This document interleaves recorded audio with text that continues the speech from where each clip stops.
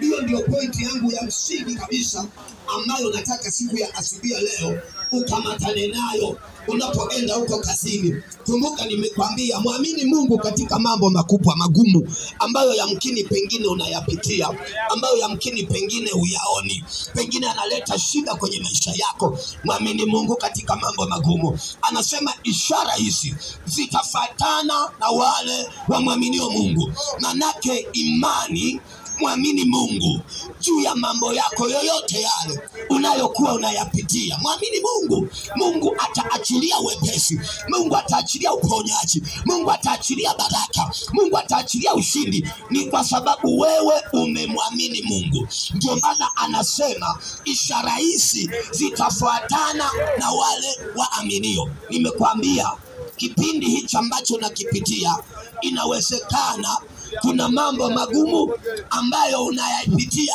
ambayo unayaendea, ambayo yako mbele yako. Sikiliza, muamini Mungu aliye hai.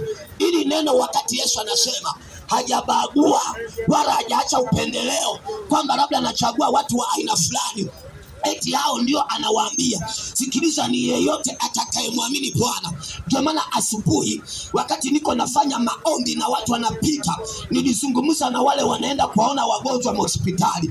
Niliwaambia kuna mgonjwa mwingine hahitaji dawa, anahitaji mtu mwenye imani, aenda weke imani juu yake, alafu akaweka mikono juu yake. Nikawaambia huyo mtu atapona. Sikiliza, kwa sababu tu ametokea mtu mwenye imani, ameenda ameweka mikono juu ya yule mgonjwa anapona. Sikiliza, ndio maana Biblia inasema nanyi mtaweka mikono yenu juu ya wagonjwa nao watapata afya. Anasema watu wenye imani hata wakila vitu vyenye kuvisha, anasema havitawadhuru. Sikiliza, nikwambie kitu asubuhi leo. Ni jambo gani gumu Bwana ukimwamini asilifanye? Hicho ndio nataka uelewe. Ni jambo gani gumu ambalo Bwana ukimwamini alafu asilifanye?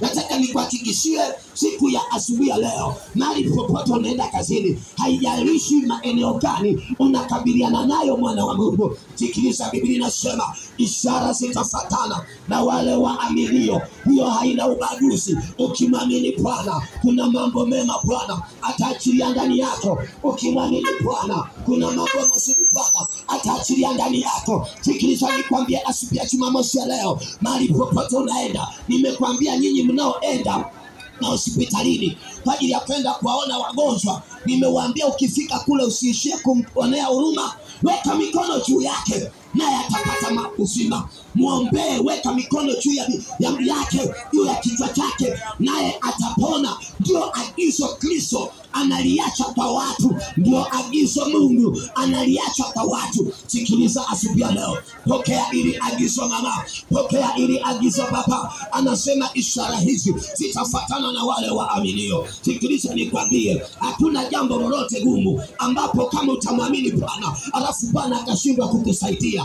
Hakuna jambo lolote gumu ambalo kama utamwamini Bwana akashindwa kukusaidia. Amini nakwambia, ukimwamini Bwana kila kitu kinaenda sawa sawa. Maana Bwana hatakuacha, maana Bwana hatanyamaza, maana Bwana hatakutendea. Asubuhi ya leo tunaenda kazini, mwamini Mungu aliye hai kwa mambo magumu unayoyapitia. Mwamini Mungu aliye hai kwa eneo gumu unaloliendea. Mwamini Mungu aliye hai kwenye sehemu unapoenda siku ya leo. Haijalishi na ugumu wa kiwango gani, lakini nataka nikuhakikishie msaada wako ni Mungu. Ukimwamini Mungu kwa mambo magumu hayo, Mungu hatakuacha, atakusaidia asubuhi ya leo.